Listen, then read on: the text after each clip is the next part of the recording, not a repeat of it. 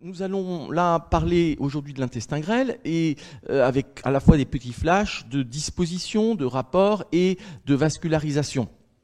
L'intestin grêle, donc, qui est la plus longue portion du tube digestif, va faire suite à l'estomac, comme nous l'avons vu, et la première portion de l'intestin grêle, c'est le duodénum, qui est très courte, avec des glandes particulières dans la paroi, glandes duodénales, dites de Brunner, et puis c'est aussi l'arrivée des deux conduits pancréatiques, le conduit pancréatique accessoire, et puis surtout le conduit pancréatique principal qui s'est uni avec le cholédoque pour former l'ampoule hépatopancréatique, puis le sphincter d'Oddi, et on est dans le duodénum. Donc ce duodénum est effectivement très particulier par l'arrivée de ces glandes exocrines, et 24 cm, d'où son nom, duodénum, 12 doigts de longueur, et est également initialement dans le péritoine, dans le mésentère, et se retrouve accolé. Et puis après le duodénum, première portion de l'intestin grêle, 24 cm, nous avons le jéjunum et le jéjunum et l'iléon qui vont représenter quasiment toute la longueur de l'intestin grêle. On est environ vers 5 mètres, on va dire 5 mètres à 7 mètres. Les mesures sont bien sûr différentes suivant les individus, il y a une grande variabilité, mais il ne faut pas oublier non plus que le tube digestif est une structure musculaire et donc sur le vivant il y a un tonus, ce qui fait que la longueur sur le vivant est obligatoirement plus importante que la longueur sur le sujet anatomique où il n'y a plus de tonus musculaire et donc une sorte de distension. Premier élément sur lequel je veux revenir et réinsister, c'est donc le fait effectivement que le tube digestif est une structure qui est d'abord verticale et rectiligne, et puis donc on l'a vu, qui vient se recourber en formant des anses et qui est contenue dans des feuillets péritonéaux, c'est le péritoine. À ce niveau, cela vient former le mésentère, méso-entérique, entérone, c'est l'intestin. Nous allons refaire ici une petite vue pour montrer la disposition au niveau d'un segment d'intestin grêle, où nous aurons ici donc la paroi intestinale, c'est-à-dire qui va être une paroi musculaire et avec une muqueuse. Donc, et nous présentons ici un segment d'intestin grêle. Donc là aussi, bien sûr, d'un point de vue histologique, nous avons des dispositions particulières. Et cette anse ici, ce segment d'anse, puisqu'il y a donc, on l'a dit, 5 à 7 mètres, va être contenu entre deux feuillets. C'est-à-dire que sur quasiment toute sa surface, c'est pour ça que l'intestin est lisse, il y a le péritoine viscéral qui est accolé. Et il y a d'un côté les deux feuillets qui vont partir pour rejoindre la paroi. Voilà ce que cela va donner. Voici ce péritoine viscéral qui est donc ici accolé à la paroi musculaire. Donc ici, c'est assez difficile d'ailleurs à décoller et qui donne un aspect lisse et luisant lorsque l'on prélève un morceau d'intestin. On n'est pas directement sur le muscle. La séreuse est toujours un aspect très, très brillant. Donc voici ici deux feuillets de péritoine qui se forment donc par définition ce qu'on appelle un méso. Et nous avons ici coupé donc un segment d'intestin grêle avec la portion de mésentère correspondante. Donc voici ici ces deux feuillets. Donc là aussi, bien entendu, il faut le voir à la lumière de l'embryologie. Et ce sont ces deux feuillets initiaux que nous trouvions depuis la paroi, le méso-entérique, le mésentère, qui au départ est une cloison verticale, sagittale, et puis qui au fil des rotations vient suivre, bien sûr, l'ensemble des différents segments de l'intestin. Donc voici ici ce qui se passe et ces deux feuillets vont rejoindre en arrière la paroi médiane, nous verrons comment, et c'est la racine du mésentère, et c'est bien entre ces deux feuillets que vont circuler les différents vaisseaux, c'est-à-dire les artères, veines, lymphatiques et nerfs. Donc nous allons trouver entre les deux feuillets, venant de la paroi ou rejoignant la paroi postérieure, eh bien ici, les branches des artères intestinales, c'est-à-dire artères jéjunales et iléales, artères, veines, puis nous allons, artérioles, vénules, puis nous trouverons également des lymphatiques, je vais y revenir dans un instant, et nous trouvons également des filets nerveux, qui sont des filets nerveux de type végétatif ou viscéraux, sympathiques, parasympathiques. Et entre les deux feuillets, il y a du tissu adipeux également, plus ou moins important. Chez un sujet extrêmement maigre, il y aura très peu de tissu adipeux et donc on aura une zone quasi transparente, alors que très rapidement avec la surcharge pondérale, il y a beaucoup de tissu adipeux qui se fait et on peut avoir ici, au lieu d'avoir une épaisseur de quelques millimètres, on peut arriver jusqu'à 5-6 cm d'épaisseur avec du tissu adipeux. Et donc là, nous pouvons montrer comment eh bien, une artériole va pouvoir ici passer entre les deux feuillets et atteindre, de même pour des veines, et atteindre donc la région intestinale. Et ceci de façon répétée tout le long des 5 à 7 mètres, nous allons le revoir. Donc ici, c'est ce mésentère que nous présentons et qui forme une disposition très particulière, bien entendu. Donc ce ne sont pas des anses qui sont isolées comme ça dans l'intestin.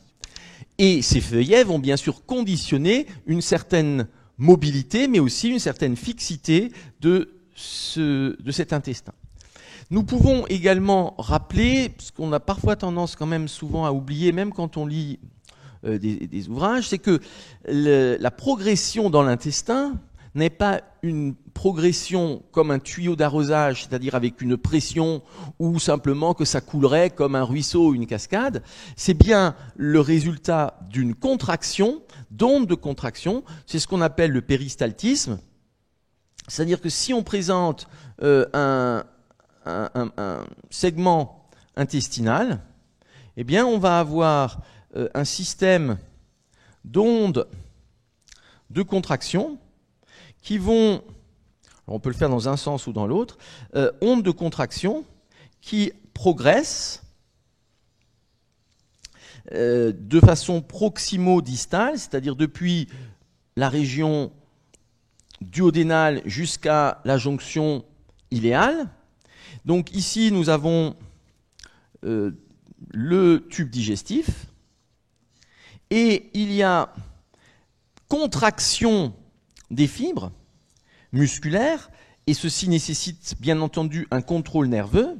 Il y a une contraction musculaire sous forme un petit peu comme ça annulaire qui va progresser de façon proximo-distale pour pousser par la contraction, pour pousser le contenu eh bien, vers l'extrémité distale, c'est-à-dire ici vers le côlon. Et on retrouvera la même chose au niveau du côlon. Donc ici, on a bien une contraction qui se fait à ce niveau, et cette contraction, elle va progresser donc dans le sens proximo-distal. On a ici cette progression de la contraction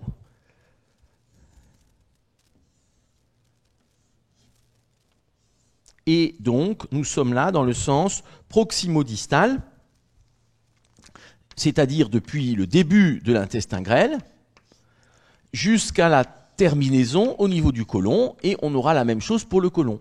C'est la même chose bien sûr au niveau de l'œsophage. Donc parfois les gens imaginent qu'on avale un verre d'eau et que ça tombe comme dans un puits dans l'estomac. Non, si vous avez une paralysie œsophagienne, eh bien ça ne pourra pas fonctionner. La progression se fait obligatoirement par une contraction qui pousse, cette contraction avance et ceci pousse. C'est le péristaltisme, et c'est aussi pour ça que sur un ventre normal, on entend des bruits intestinaux et on sent plus ou moins les anses bouger, ça dépend effectivement du contenu, mais comme on a toujours un contenu qui est un mélange de solide, de liquide et de gaz, eh bien, on entend effectivement un certain nombre de gargouillements lorsque ça progresse, et c'est normal. Lorsqu'on a un ventre totalement silencieux, eh bien, c'est en général une forme de paralysie qui survient notamment dans la douleur, donc où on a là une impossibilité de ce péristaltisme. Donc ici, ce péristaltisme qui est lié à la structure musculaire et contrôlé, bien sûr, par le système nerveux. Donc le péristaltisme intestinal. Ensuite, ce qu'il faut voir, c'est que nous avons donc 5 à 7 mètres d'intestin grêle. On est sans doute plus vers 5-6 chez le vivant que vers 7. Et les anses ne vont pas être réparties de façon complètement libre, mais vont former des anses. Ces anses, ça va correspondre à quoi? Ça va correspondre au fait qu'on va avoir une structure en forme d'épingle à cheveux. Donc voici la représentation d'une anse intestinale. Je vais faire un petit peu plus petit, ça nous permettra peut-être de faire d'autres schémas sur la région, sur le tableau. Donc ici, nous aurons un repli de l'intestin grêle. Et voici l'intestin grêle. Ça, ce sera une anse intestinale. Et il n'y a pas une mobilité totale entre ces deux segments parce qu'ils vont être réunis par du mésentère qui est lui-même inextensible, et l'on va trouver à ce niveau une structure qui sera de ce type-là, donc avec les deux feuillets qui seront ici, les deux feuillets péritonéaux, et donc là nous aurons quelque chose entre les deux qui ne pourra pas être écarté. On pourra fonctionner anse par anse. Donc voilà le système, en fait, en anse. Donc suivant le niveau, on va avoir bien sûr des anses d'orientation différentes. Anse intestinale. Et ceci signifie que, par exemple, sur un sujet anatomique, si l'on veut avoir l'intestin dans toute sa longueur, il va falloir couper ici le mésentère le long de l'intestin, puisque sinon vous ne pourrez pas séparer ces deux éléments et avoir la longueur. Vous n'aurez qu'une succession d'anses. Donc ça, c'est ce qu'on appelle l'anse intestinale. C'est caractéristique de l'intestin grêle, c'est-à-dire jéjunum et iléon, anse intestinale. Et au total, il y a environ 14 à 20 anses. 14 à 20 anses, on dit même souvent 14 à 17. 14 à 17 anses, en fait, ça va de 13 à 20, 14 à 17 anses, qui vont être soit jéjunales, soit iléales. Il n'y a pas de définition officielle de limite entre les deux portions de l'intestin qui sont le jéjunum et l'iléon. Globalement, c'est à peu près à mi-longueur. À mi-longueur, on sera d'abord dans le jéjunum et ensuite dans l'iléon. Donc 14 à 17 anses, et ceci donc avec des anses jéjunales d'abord, puis iléales ensuite. Si l'on fait un petit schéma de répartition de ces anses sur une vue antérieure de l'abdomen, nous aurons ici la région donc du bord inférieur du thorax, puis nous aurons les épines iliaques antérieures et supérieures, la région ici du pli de l'aine, la symphyse pubienne, ici les contours, et la région de l'ombilic. Nous pouvons replacer le diaphragme, qui est donc fortement concave dans le thorax, ce qui explique que les organes sus-mésocoliques soient, pour la plupart, sous-thoraciques et non pas sous la paroi abdominale. Nous avons dans cette région, nous voyons apparaître ici le foie, comme nous l'avions vu, foie ici qui apparaît dans la région épigastrique, qui passe en avant de l'estomac. Au niveau du 9e cartilage, nous avons la vésicule biliaire, le fond de la vésicule ici, comme nous l'avions également vu sur les rapports de l'estomac et des différents organes mésocoliques.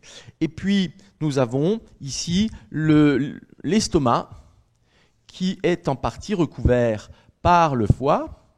Et donc, c'est à ce niveau que l'on fait la gastrostomie. Estomac, foie. Et nous avons ensuite, comme repère, nous l'avions vu, le sillon latéral du ventre. Sillon latéral du ventre qui est à peu près à mi-largeur et qui, c'est le bord latéral du muscle droit de l'abdomen, qui vers le haut arrive sur le 9e cartilage, c'est la projection du fond vésiculaire. Donc voici ici les bords latéraux des muscles droits.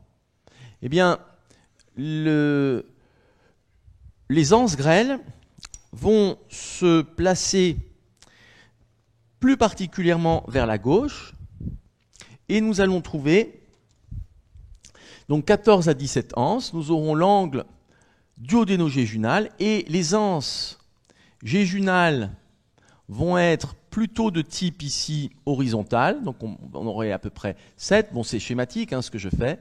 Puis ensuite, les anses iléales vont au contraire être de type vertical, jusqu'à la jonction iléocécale, c'est-à-dire dans le côlon ascendant. Donc, les anses iléales sont plutôt verticales, iléon, et les anses jéjunales, jéjunum, sont plutôt horizontales. Elles sont, vous le voyez, déportées plutôt du côté gauche. Nous reverrons pourquoi, et nous aurions le cadre colique qui viendrait se placer en périphérie, notamment ici, le côlon ascendant.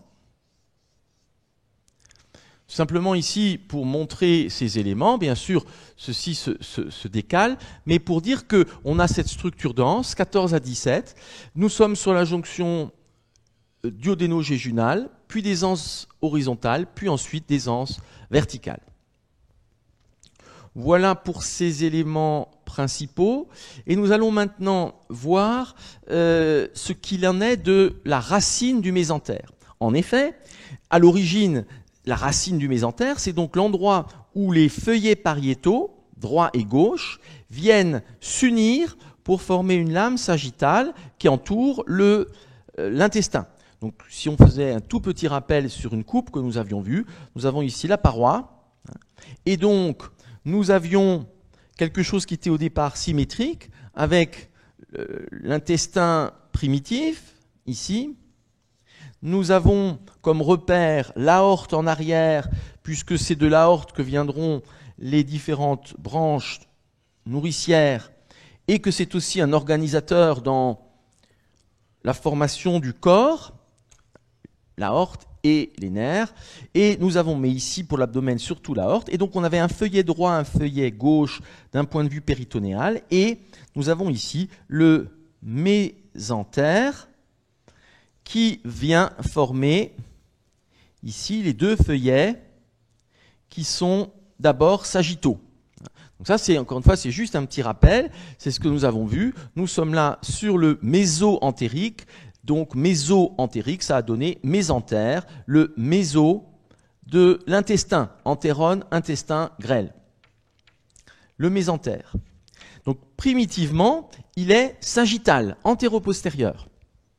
On peut mettre ici le côté droit. C'est une coupe classique, donc la tête est derrière, les membres vers vous. Le côté gauche. Cette lame est sagittale. Mais à la suite des rotations, eh bien, la racine du mésentère va devenir oblique. Elle est oblique vers le bas et la droite, et cette racine mesure environ 15 cm. Je la représente ici. Nous avons donc pour la racine du mésentère quelque chose qui va commencer au niveau de l'angle duodéno-jéjunal, angle duodéno-jéjunal. Donc voici ici cet angle duodéno-jéjunal. Primitivement, le duodénum était aussi libre, mais il s'est accolé par le fascia de Treitz. Puis, à partir de l'angle duodéno-jéjunal, on va avoir le jéjunum puis l'iléon, 5 à 7 mètres. Donc ici, angle duodéno-jéjunal. Et ensuite, on a donc les 5 à 7 mètres d'intestin que l'on a enlevé. Et à l'autre bout, nous avons la jonction iléo-sécale. Jonction iléo-sécale, c'est-à-dire la fin de l'intestin grêle dans le cécum, c'est-à-dire la portion initiale du côlon, du gros intestin. On a coupé l'intestin grêle entre les deux. Et nous avons entre les deux une racine qui correspond donc à 2 feuillets. Et cette racine du mésentère, c'est-à-dire c'est ce qui est là qu'on représente en vue de face, ça c'est donc une coupe sagittale, une coupe axiale. Et là, c'est une vue antérieure, je vais le remettre. Et donc nous avons ces 2 feuillets ici qui viennent entourer l'angle duodéno-jéjunal. Voici la racine du mésentère qui est sur la paroi postérieure. Et ici, nous venons entourer l'angle ou la jonction iléo-sécale. Ceci, c'est très schématiquement, c'est donc la racine du mésentère. Racine du mésentère sur une vue antérieure et qui est donc sur la paroi postérieure de l'abdomen. La longueur ici du mésentère est d'environ 15 cm, alors que, partant de cette racine, nous allons avoir un mésentère qui aura à l'autre bout 5 à 7 mètres si on va vraiment sur le bord mésentérique de l'intestin. Dans cette racine ici qui est en vue antérieure, mais on va mieux le comprendre dans un instant, dans cette racine ici sur une vue antérieure, qui est donc sur la paroi, vont entrer les vaisseaux ou sortir, c'est-à-dire notamment c'est l'artère mésentérique supérieure, et la veine mésentérique supérieure, qui chemine obligatoirement, et c'est ce qu'on va voir ensuite, veine mésentérique supérieure. Donc, à partir de cette racine, nous allons avoir ces 15 cm, on va le représenter ici autrement. Voici les 15 cm de la racine, qui sont donc représentés ici. Et à partir de là, nous allons avoir une nappe qui va s'élargir dans un trapèze absolument démesuré, 15 cm, et puis la base va être 5 à 7 mètres. Et donc, ceci va partir en se déformant et surtout en venant se plisser. Et donnant ici les différents éléments, donc avec les 2 feuillets, qui est la jonction avec ce que l'on a vu avant. Donc ça, c'est le mésentère isolé. Et encore, nous ne sommes pas tout à fait au bout, puisqu'il faudra encore aller plus loin jusqu'aux 14 anses, et 14 à 17 anses, et donc aux 5 à 7 mètres. Voici ici ce mésentère, en tout cas la portion initiale du mésentère, qui est donc très court à son origine, 15 cm, et puis qui vient former ses replis jusqu'au niveau du côlon. Donc c'est une structure qui est très vaste en surface, où il y a à l'intérieur les vaisseaux comme on l'a vu, et où il y a également des échanges, notamment, puisque le péritoine est très fin, des échanges avec le liquide péritonéal, ce qui permet une régulation, et éventuellement, s'il y a une dysrégulation, d'avoir un épanchement. Donc voici ici en arrière, nous sommes bien sur la racine, ici qui ne fait que 15 cm. Ici on a les 15 cm de la racine. Et au bout, on a un élargissement colossal et on va aller jusque vers les anses et on sera là donc à 5-7 mètres.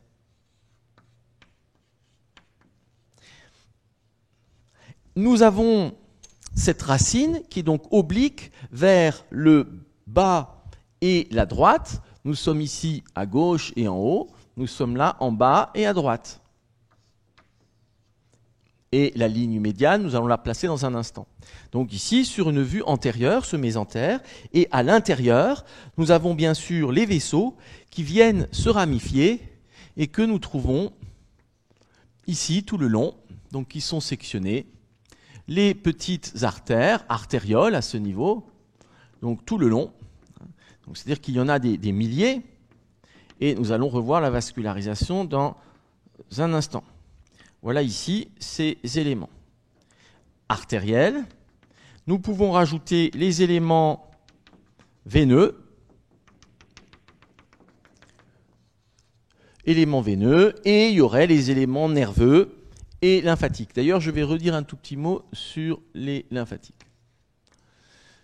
Donc ici, les éléments veineux, les éléments nerveux, tout le long, et leur trajet qui est à l'intérieur du mésentère entre les deux feuillets. Alors, quelques petits points. Tout d'abord, oui, effectivement, sur les lymphatiques. Sur les lymphatiques, que nous pouvons notamment rajouter éventuellement ici en ocre, mettre aussi des filets nerveux, rappelez qu'il y a des filets nerveux en jaune, qui sont des filets nerveux sympathiques ou parasympathiques, souvent à un moment donné mélangés. Eh bien, ces éléments lymphatiques vont avoir la particularité, lors de la digestion, de se charger des chylomicrons, c'est-à-dire de particules lipidiques qui traversent la paroi, mais qui ne vont pas dans les veines. Donc, lors de la digestion, par des questions à la fois passifs et actifs, les particules lipidiques viennent se constituer en complexes, qui forment des petites, de petites micro-gouttelettes, et ceci ne va pas dans les veines, mais va dans les lymphatiques. C'est-à-dire que l'ensemble va venir se jeter ensuite dans le conduit thoracique, et du conduit thoracique, on va à la jonction veineuse, à l'angle jugulo-subclavier gauche, et donc dans les veines. C'est-à-dire que lors de la digestion, parfois contrairement à ce que les gens imaginent, le sang veineux, lui, va au foie par l'intermédiaire de la veine porte, veine sushépatique, veine hépatique, veine cave inférieure, alors que ce qui est chargé en lipides ne va pas directement au foie. Ce n'est que dans une deuxième circulation, puisque ensuite on passe dans la circulation générale, conduit thoracique, système veineux, système artériel, circulation générale, et on va vers le foie. Mais les lipides ne passent pas par les veines lors de la digestion et ne vont pas donc vers la veine porte. Donc c'est une particularité. Et ces lymphatiques sont quasiment, et c'est aussi une spécificité, puisque normalement les vaisseaux lymphatiques, c'est la lymphe, alors que là, ils servent pour la digestion.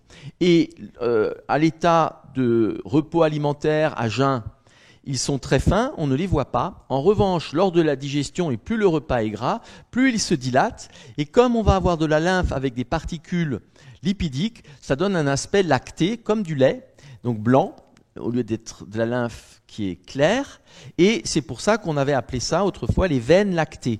Les veines lactées, ce sont les lymphatiques mésentériques qui drainent les chylomicrons vers le conduit thoracique. C'est quelque chose qui est souvent pas très clair, ni dans les livres d'anatomie, ni dans certains livres généraux sur le corps humain.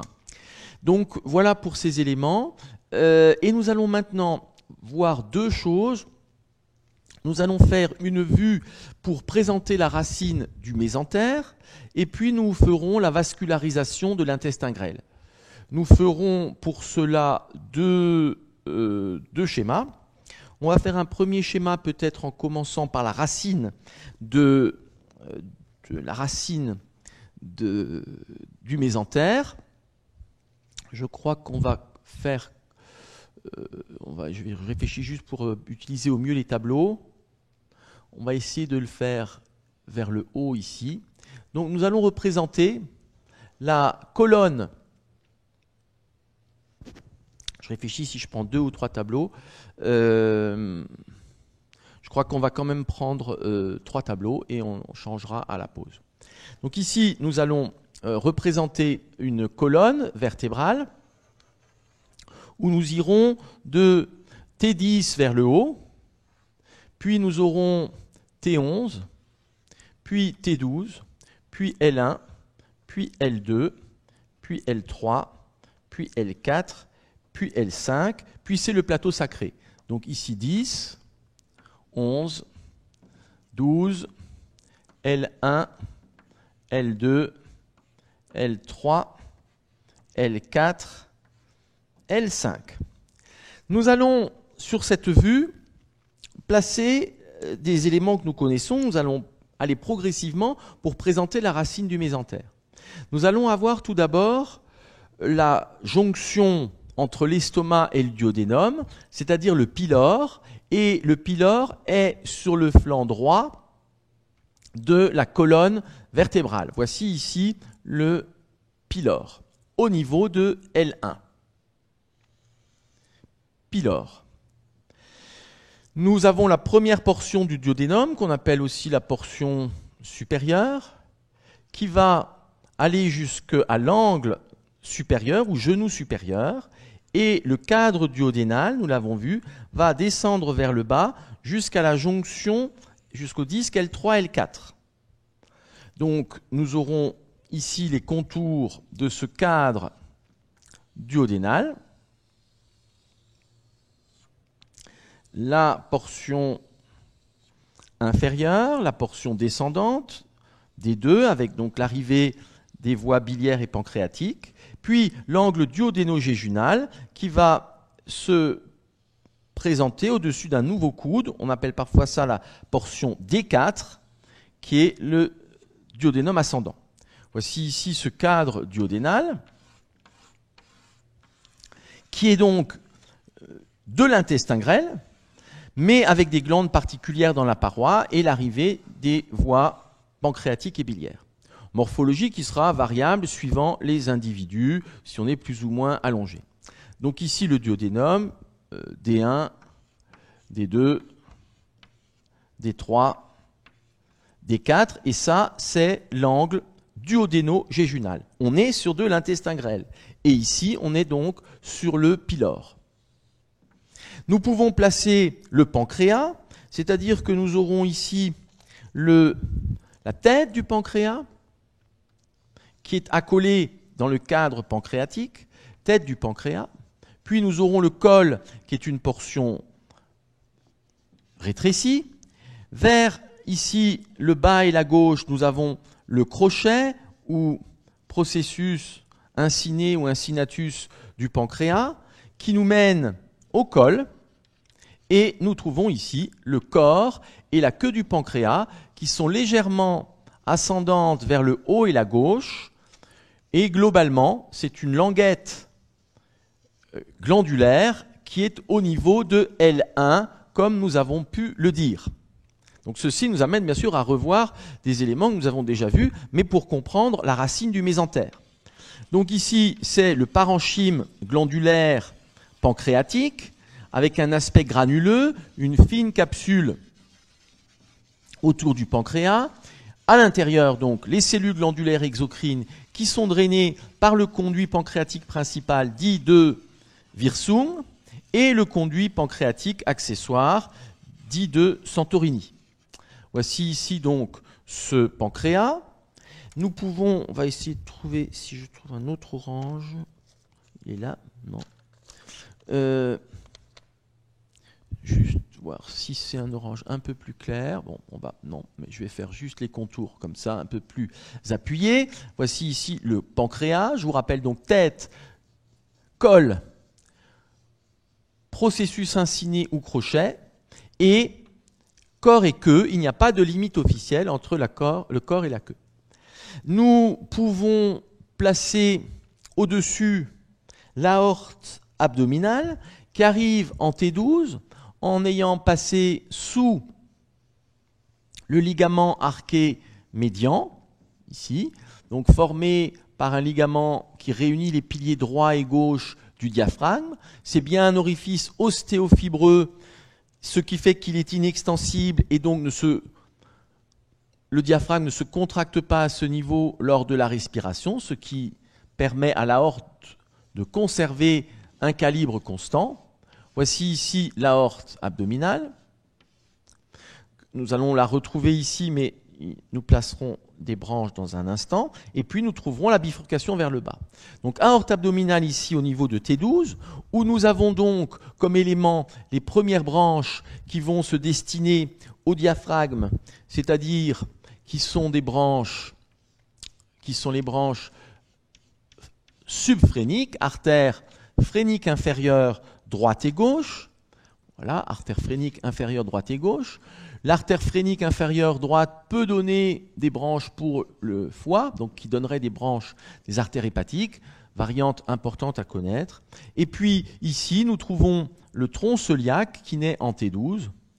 Tronc cœliaque, donc, qui, je ne reprends pas ici les branches, nous les avons vues, juste pour le rappeler, avec l'artère gastrique gauche, avec l'artère splénique, qui est importante, artère gastrique gauche, et avec l'artère hépatique commune.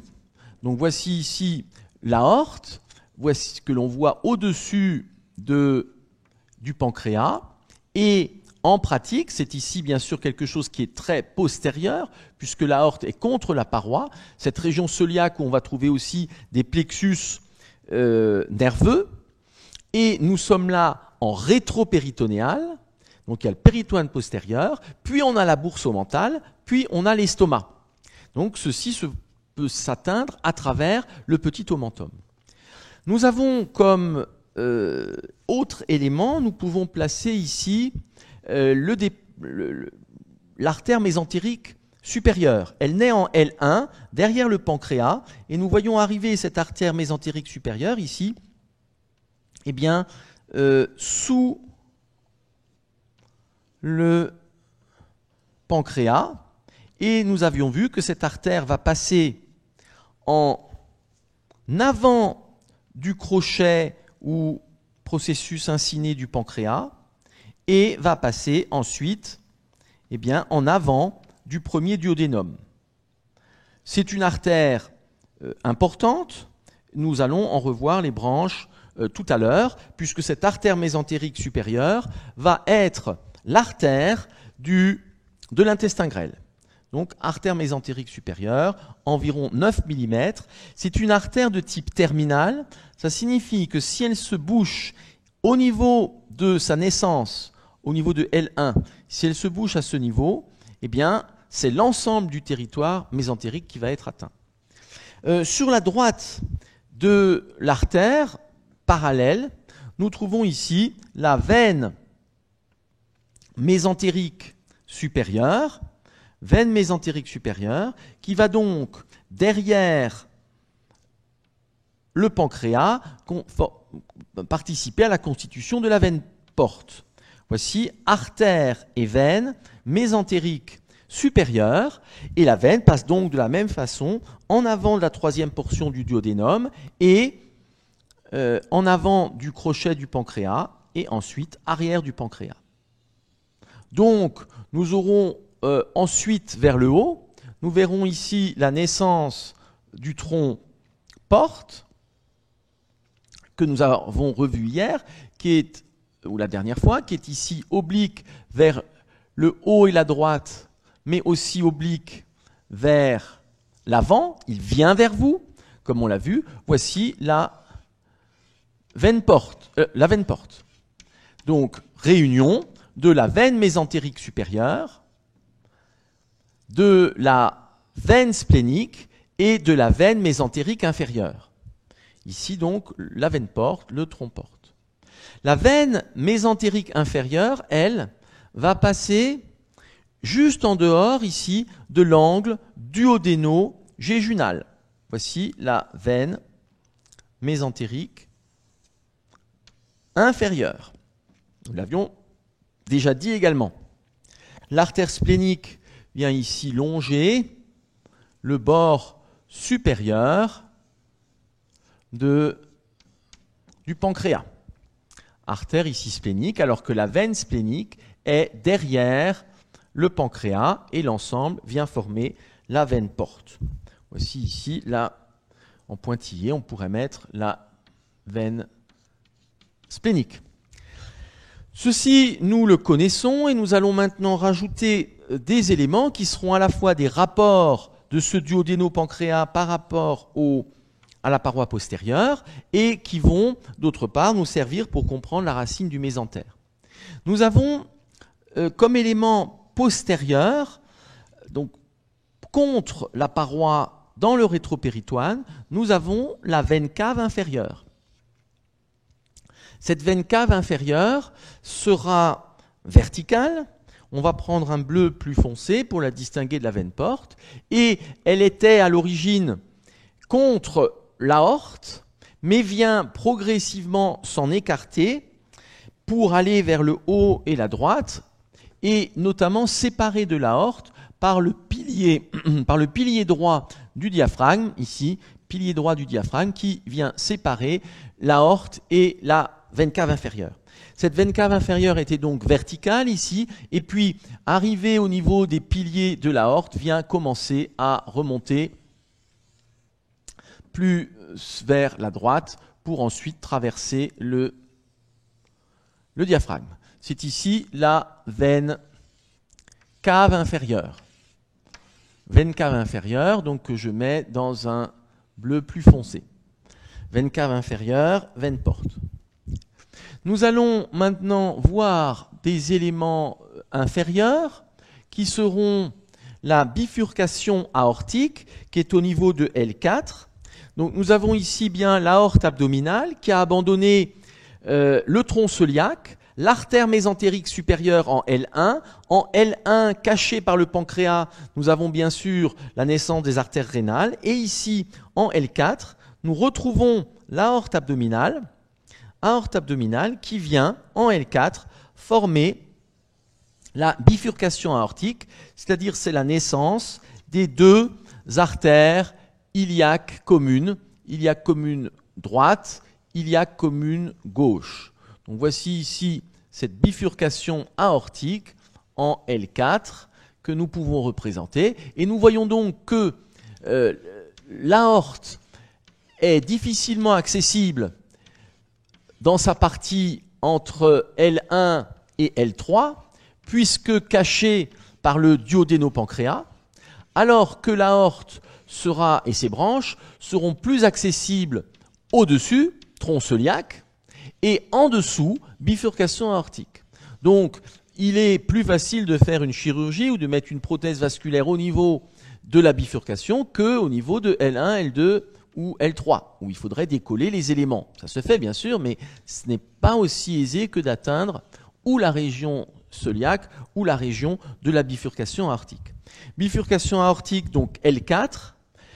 Voici l'aorte, voici l'artère iliaque commune droite, iliaque commune gauche, et on aurait ensuite, je vous rappelle, la terminaison des iliaques communes en iliaque interne qui va aller vers le pelvis et iliaque externe qui ira constituer l'artère fémorale. Donc voici ici cette bifurcation aortique que l'on trouve directement sous le troisième duodénum. Si l'on veut atteindre les éléments, il faut décoller le cadre duodéno-pancréatique, ce qui est possible. Pourquoi ? Parce que nous avons un fascia, ce qui est plus facile. Pourquoi ? Parce qu'il y a un fascia d'accollement, le fascia d'accollement rétro-duodéno-pancréatique dit de Treitz. Nous pouvons également placer vers le bas la veine cave inférieure. Veine cave inférieure où nous aurons ici le tronc de la veine cave inférieure qui est à droite de l'aorte. Et cette veine cave inférieure va naître de la réunion des veines iliaques communes droite et gauche. Je vous rappelle qu'au niveau du trigone fémoral, la veine fémorale est en dedans de l'artère. C'est-à-dire qu'à ce niveau-là, nous allons avoir, on va mettre ici les sections, nous allons avoir une veine qui, au niveau distal, la veine iliaque externe, est en dedans, comme va l'être la veine fémorale. Et donc ici, nous aurons un croisement qui vient se faire pour que les éléments puissent effectivement d'abord être en dedans, puis ensuite se retrouver sur la droite. Voilà ici la naissance du côté droit de la veine cave inférieure. Et du côté gauche, on va avoir donc une asymétrie puisque la veine n'est pas sur la ligne médiane, l'aorte est sur la ligne médiane, et donc on a une symétrie.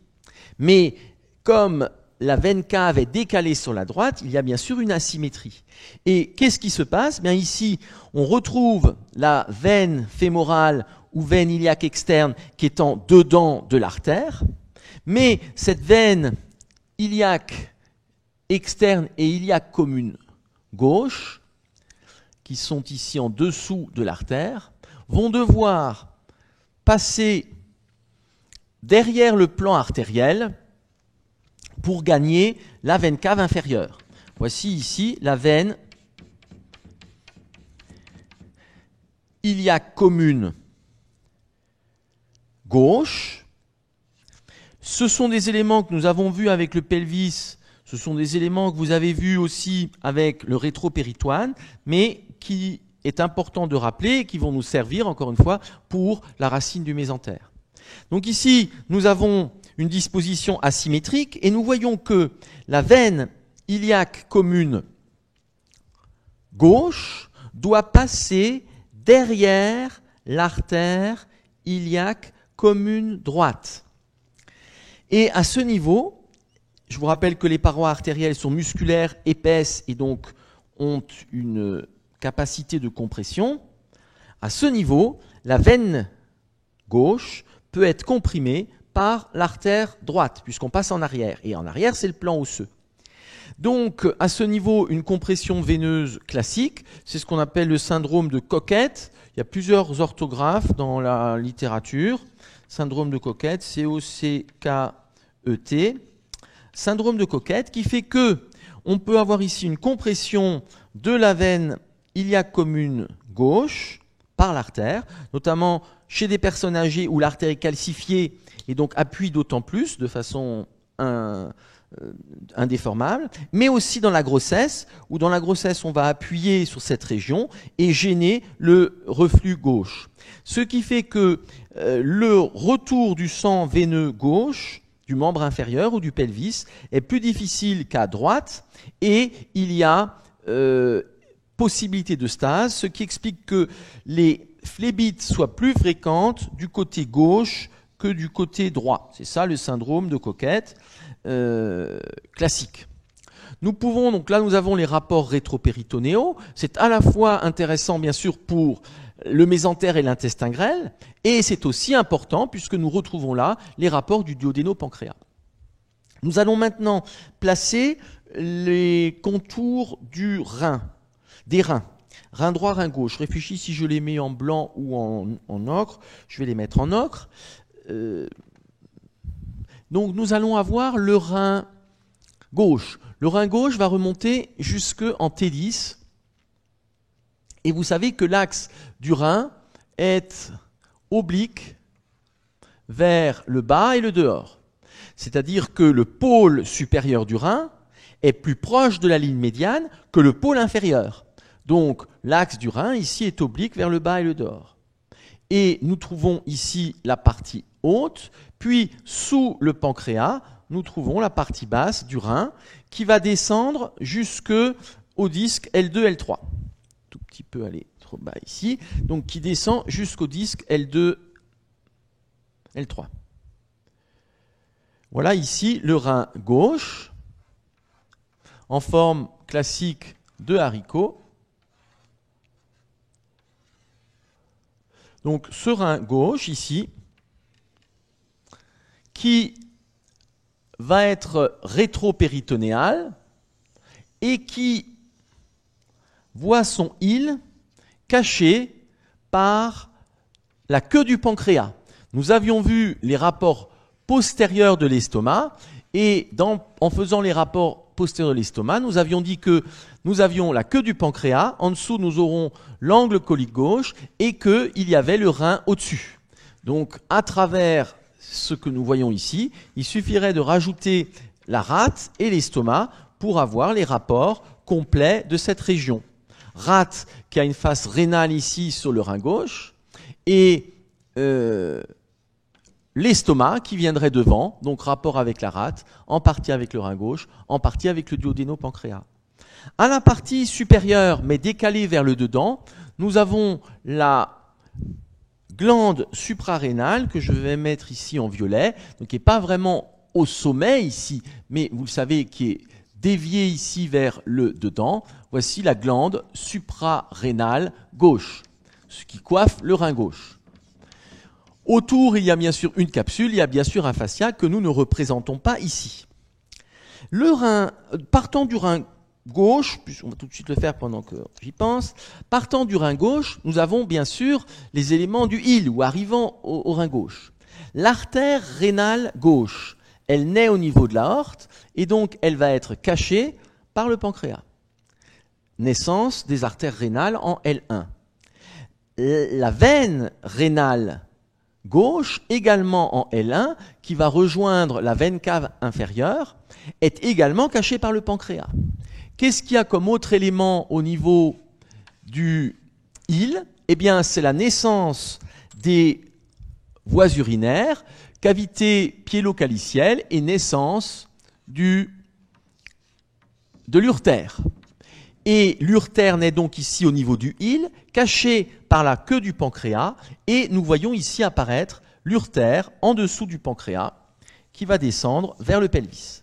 Voici l'urtère, donc qui vient de la région ilaire. Ceci signifie, puisque nous voyons là ce qui est sur la paroi postérieure, que l'urtère est facilement accessible du côté gauche, il est directement sous le péritoine pariétal postérieur. Du côté droit, le rein est un petit peu situé plus bas. Pourquoi? Parce qu'on a la grosse masse du foie qui vient empêcher d'avoir une situation plus haute. Et en l'occurrence, il y aura classiquement un demi-niveau vertébral de décalage. Donc nous aurons ici ce demi-niveau de vertébral, on est sur partie moyenne des 10, des 11. Puis nous allons trouver ici le rein gauche qui va descendre un peu plus bas et qui va descendre jusqu'au niveau de L3. Voici ici le rein gauche. Rein gauche avec donc son pôle supérieur. Et voici les contours du rein gauche. Contour du rein gauche, que voici. Et je représente le parenchyme, du rein droit, excusez-moi bien sûr, rein droit, je représente le parenchyme, donc rein droit un petit peu plus bas, un demi-niveau vertébral plus bas, parce que il y a la grosse masse du foie, en particulier du foie droit, et nous voyons donc que le cadre colique, D1, D2, va être un rapport antérieur du rein. Pour arriver au île du rein droit, il faut décoller le cadre duodéno-pancréatique, c'est le fascia de Treitz. Pour voir le île du côté gauche, c'est plus facile, il suffit de décoller ici la queue du pancréas. Et nous trouvons, coiffant le rein droit, la glande suprarénale droite, qui a la particularité de passer ici légèrement en arrière de la veine cave inférieure. Donc ici,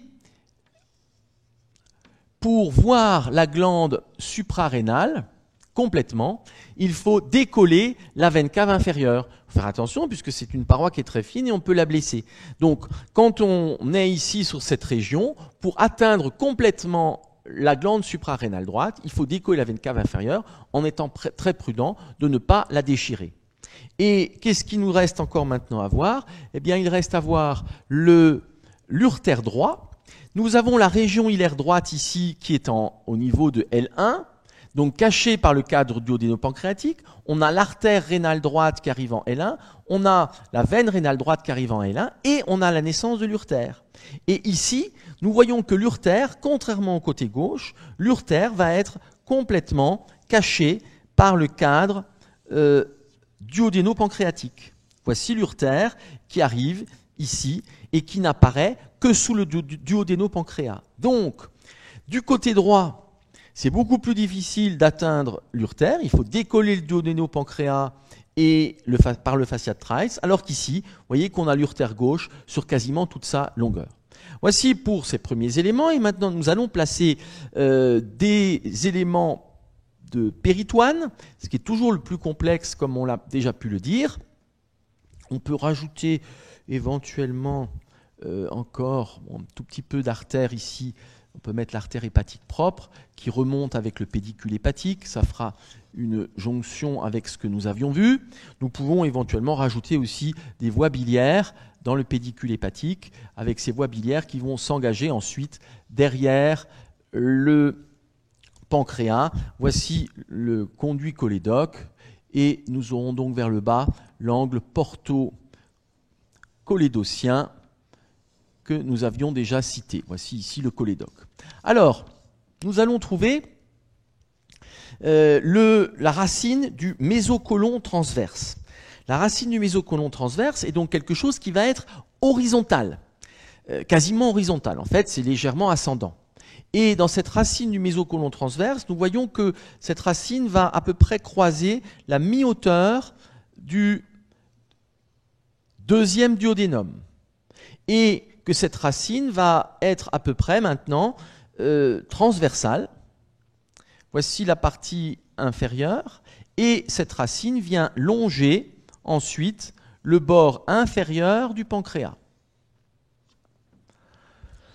Vers la gauche et vers la droite, on va avoir cette racine mésocolon transverse qui se poursuit avec le fascia d'accolement des côlons ascendants, en l'occurrence ce qu'on appelle le fascia de Tolt.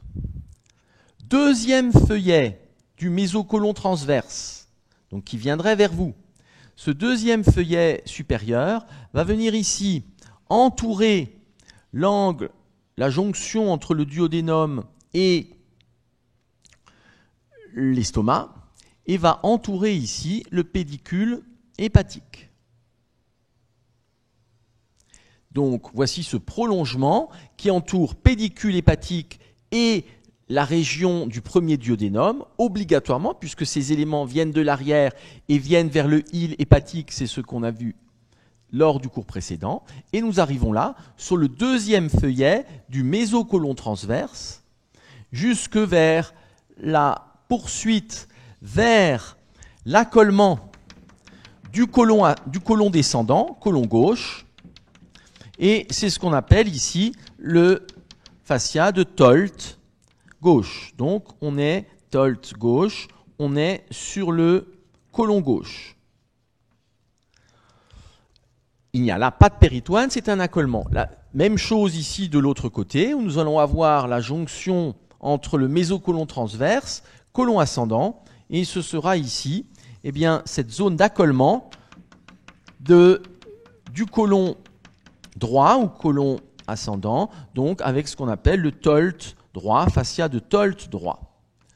Confère là aussi l'embryologie, sinon vous ne pouvez pas suivre et comprendre. Ce qui est donc important ici, c'est de voir que nous avons le mésocolon transverse qui forme cette lame transversale et qui se prolonge vers le haut obligatoirement par le fait qu'on entoure le premier duodénum et le pédicule hépatique. Nous avons, on peut peut-être le surligner encore en blanc pour essayer de mieux le faire ressortir. Et nous avons maintenant le cadre duodénal qui est donc, et le pancréas qui sont donc rétro-péritonéaux. C'est-à-dire que tout ce qui n'est pas entre les deux feuillets est recouvert de péritoine pariétale postérieure. Péritoine pariétale postérieure, le rein est bien rétro-péritonéal. Péritoine pariétale postérieure, veine cave et aorte sont bien rétro-péritonéales. Péritoine pariétale postérieure sur le pancréas, qui est secondairement rétropéritonisé, c'est la paroi postérieure de la bourse mentale. Péritoine pariétale postérieure sur le rein gauche, qui est effectivement lui aussi rétropéritonéal. En fait, ici, nous allons prolonger les deux feuillets vers le haut par le ligament qui sera le ligament réno-splénorénal ou pancréatico-splénique pour aller vers devant, obligatoirement vers l'estomac. Et nous sommes là dans la bourse au mental. Bourse au mental, le mésocolon transverse, au bout du mésocolon transverse, le transverse que vous pouvez bouger. C'est bien sûr là les choses les plus complexes. Nous avons maintenant la racine du mésentère. Cette racine du mésentère, la voilà. Elle est oblique depuis l'angle duodéno-jéjunal ici jusqu'à la jonction iléocécale en bas et à droite. Et c'est ce que nous pouvons retrouver. Voilà la jonction iléocécale, la jonction duodéno-jéjunale ici. Et nous avons bien maintenant cette racine que nous pouvons projeter sur cette paroi. Voici la racine du mésentère qui entoure donc l'angle duodéno-jéjunal, et cette racine va être oblique vers le bas et la droite. La voici, entourant les vaisseaux, et ensuite venant longer eh bien, la région du bord supérieur de l'artère iliaque commune droite. Voici cette racine du mésentère projetée sur la paroi pariétale postérieure, et c'est bien sûr très important d'un point de vue topographique, et j'y reviens dans un instant. Nous avons là cette racine du mésentère, c'est bien par cette racine, ces deux feuillets, que peuvent arriver les vaisseaux, c'est ce que nous avons vu tout le long jusqu'à présent. Et cette racine et le mésentère font que, où on peut passer la main, je peux passer la main ici en dehors du côlon ascendant, puis je peux passer ma main, mais vous voyez que quand je passe ma main ici, je bute en haut sur le mésocolon transverse, je bute sur le côlon ascendant. Et là, je bute sur la racine du mésentère. Donc, je n'ai accès que sur ce triangle en ramenant les anses intestinales vers le bas. Je peux prendre toutes ces anses intestinales et au contraire les basculer sur leurs racines vers le haut et la gauche. Et je pourrais atteindre cette région qui sera donc placée sous le mésentère et à gauche, ici. Mais je ne peux pas être dans la région gauche et inférieure et remonter puisque j'ai le mésentère. Il faut jouer avec les anses intestinales, c'est-à-dire que vous n'avez que des fenêtres d'accès à la paroi postérieure. Je vais encore faire un petit mot sur les artères de l'intestin grêle. Artères et veines qui seront superposées, et nous avons donc ici, comme artère de l'intestin grêle, nous avons l'artère mésentérique supérieure.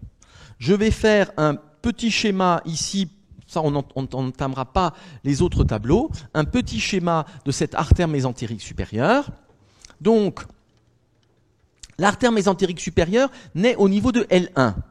C'est une artère qui rentre donc dans le mésentère, qui descend à peu près verticalement, puis qui va venir se recourber vers la droite. Donc ici, artère mésentérique supérieure qui naît au niveau de L1.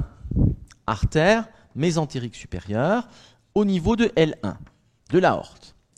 De cette artère mésentérique supérieure vont naître à intervalles réguliers des artères jéjunales et iléales.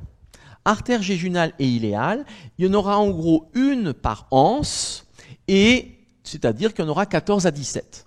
Voici ces artères jéjunales et iléales.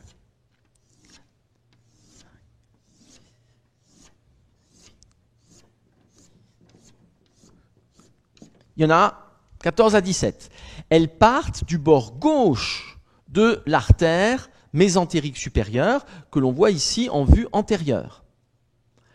Ces artères jéjunales et iléales viennent former des anastomoses qu'on appelle arcades de premier ordre.